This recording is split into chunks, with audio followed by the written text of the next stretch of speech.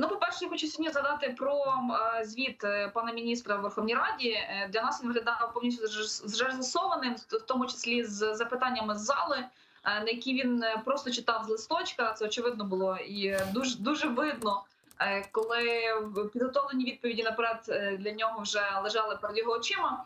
І нам дуже прикро все ж таки, що він не визнав свою вину по відношенню особливо до прохання моєї колежанки Інни Совсун про те, що все ж таки йому мало бути соромно. Він би мав би як міністр, який уособлює сьогодні всіх людей в погоні, які підпорядковуються Міністерству внутрішніх справ, перепроситися перед батьками маленького Кирила, який загинув, і одна людина лише, яка знаходиться в СІЗО. Це перше. Друге, є величезний ряд ланцюг подій, які трапилися за останні 6 років, які насправді є підстави для того, щоб саме цей міністр пішов у відставку. І тут мій колега Олександр, він правий. Це посада не залежить від, зокрема, професійних успіхів. В його роботі, безперечно, можливо, і були успіхи, і ми згадуємо 14-15 рік.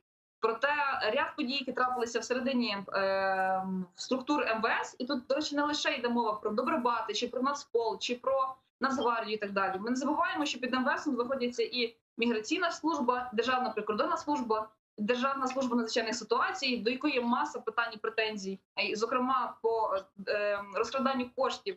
І ситуація в Одесі, вона дуже яскрава була, коли трапилась пожежа в технікумі, і не було елементарних речей для рятування людей в місті Одеса. Це безпрецедентні, незрозумілі події.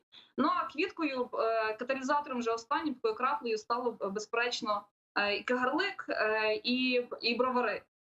І, до речі, з Кагарликом теж не зовсім зрозуміла ситуація. Наскільки я знаю, на сьогодні немає до сих пір судово-біологічної експертизи в адвокатів потерпілої. І це теж викликає багато питань. Недостатньо буде покарання, недостатньо буде посадити одну людину або скоротити відділ поліції.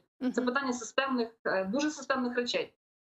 І саме тому це стало, мабуть, останньою краплею для того, щоб підписати постанову про недовіру і відправлення його у відставку.